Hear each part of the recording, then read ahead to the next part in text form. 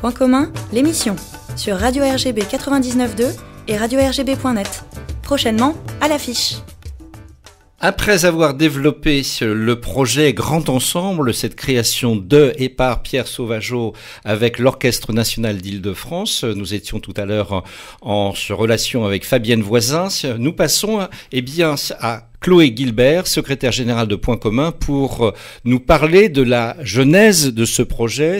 Un travail au long cours, on l'a bien compris, qui a débuté depuis plusieurs mois et qui va se poursuivre avec l'apothéose de ce projet. Peut-être que ça ira au-delà, le samedi 9 juillet prochain. Peut-être Chloé Guilbert nous rappeler un petit peu qu'est-ce qui a été le déclencheur de ce projet? Parce que là, on parle d'un projet tout à fait atypique, y compris pour la nouvelle scène nationale. Oui, tout à fait. Alors, effectivement, les axes forts du projet de Point commun initialement, c'est la question des projets participatifs, des projets qui incluent les habitants, la place aussi de l'espace public. Et puis, l'ancrage et le lien, c'est-à-dire que nous ne sommes pas des théâtres hors sol et donc nous sommes implantés dans des quartiers. Et donc, Grand Ensemble, évidemment, a été un peu une évidence. C'est un projet dont le sous-titre est Dialogue entre un immeuble et un orchestre symphonique. Donc forcément, ça a tout de suite fait écho. Ça fait en réalité plus de 2 ans qu'on travaille sur le projet, puisqu'on a dû le reporter de mai 2021 à ce mois de juillet 2022.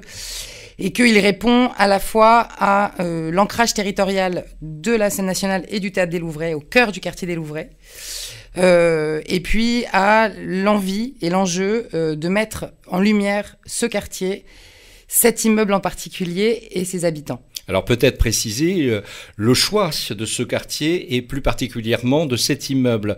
Les Louvrais, c'est un quartier qui, je crois savoir, a été inscrit dans le cadre du dispositif quartier prioritaire de la politique de la ville. Tout à fait. Le choix s'est porté...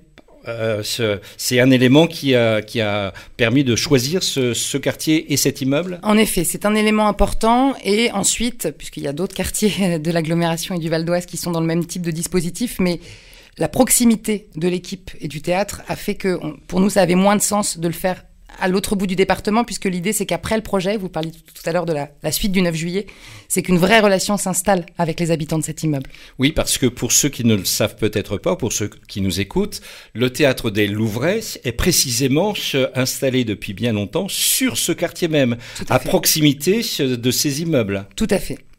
Alors peut-être nous dire que en dehors de l'aspect artistique dont on a parlé de manière bien développée tout à l'heure avec Fabienne Voisin, nous tourner vers Anne-Élise Amont.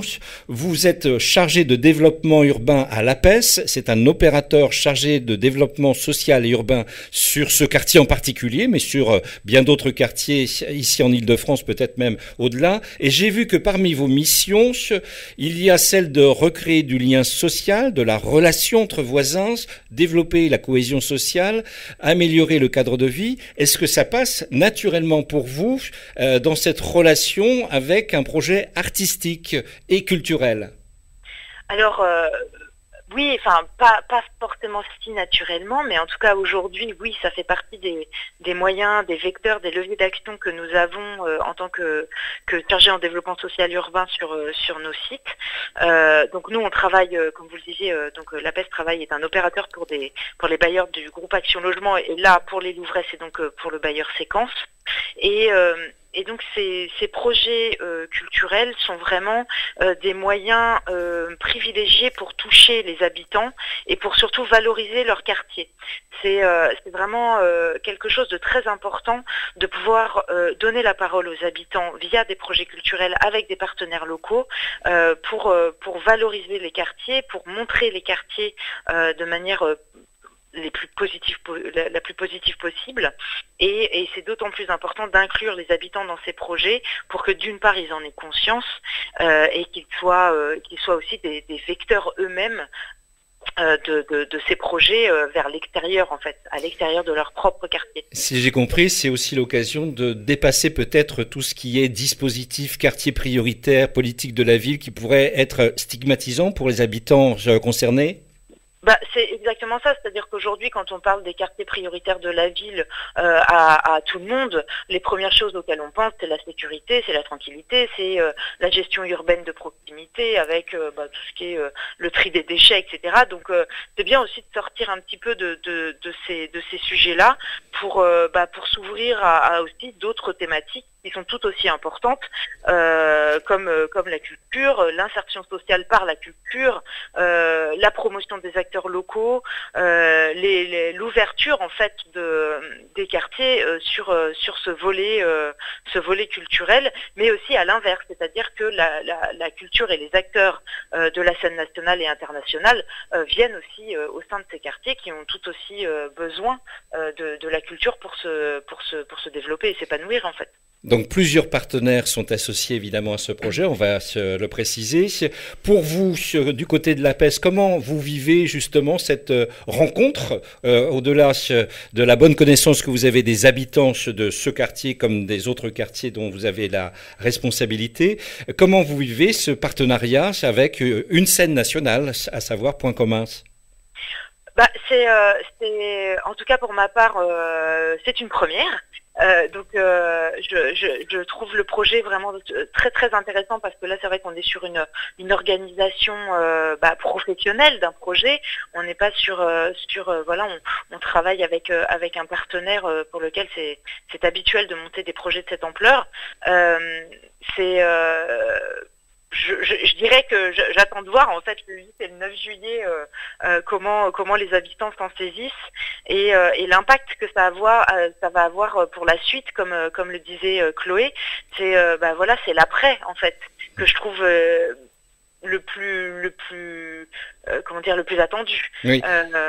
Voilà. Dans Grand Ensemble, il y a presque le vivre et le faire ensemble. Oui. C'est aussi ça ce que vous espérez d'un tel projet, que ça soit pas un temps à part et on revient aux habituelles habitudes, à savoir le chacun chez soi?